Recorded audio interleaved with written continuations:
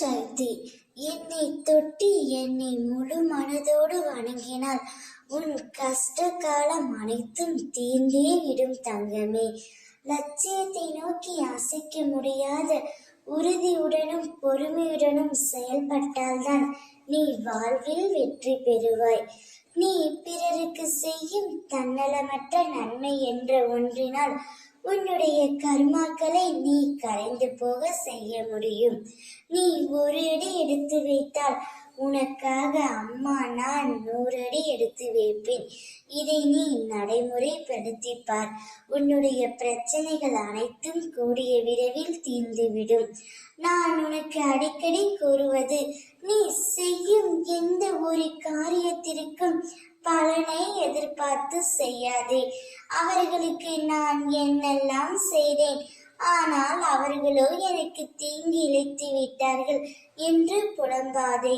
அவரவர் செய்யும் பலனுக்கு அவரவர்கள் நிச்சயம் அனுபவிப்பார்கள். விவேகத்தை மட்டும் கடைப்பிடி. தெய்வ பக்தியுடன் நீதிக்கு கட்டுப்பட்டு வாழ். இதனால் என்றும் நீ தாழ்ந்து போக மாட்டாய். தீமையை சகித்துக்கொள். இதனால் பாவ கணக்குகள் ஒவ்வொன்றாய் கலைந்து முடிவுக்கு கொண்டு வந்துவிடும் என்பதை நினைவில் வைத்துக்கொள். துன்ப நிலை மாறி இன்ப நிலையை அடைய போகின்றாய். உன்னுடைய நிலைமையை நான் மாற்றி அமைக்கப் போகின்றேன். உன்னுடைய கரங்களை நான் பலப்படுத்துவேன். நம்பிக்கையோடு காத்திரு, நிச்சயம் நிறைவேறும். நல்லதே நடக்கும். இதுவரை கஷ்டத்தை மட்டுமே சந்தித்துக் கொண்டிருந்தாய்.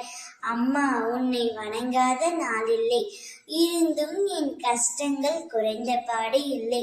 நான் என்னத்தான் செய்வது? இதிலிருந்து எப்படி முழுமையாக விடுபடுவது என்று நீ என்னிடம் கேட்கின்றாய். கவலை கொள்ளாதே தங்கமே. என்னை சரணடைந்து விட்டாய் அல்லவா? உன்னை பாதுகாத்து கரை சேர்ப்பது எனது பொறுப்பு. நிச்சயம் உனது கஷ்டங்கள் அனைத்தும் தீர்ந்து போய்விடும். மகிழ்ச்சியும் பொறுமையும் நிம்மதியும் இல்லை என்று பொறாமைப்படாதே. எல்லோரும் பார்த்து பொறாமை கொள்ளும் இவை இரண்டும் உனக்குள்ளேயே இருக்கின்றது.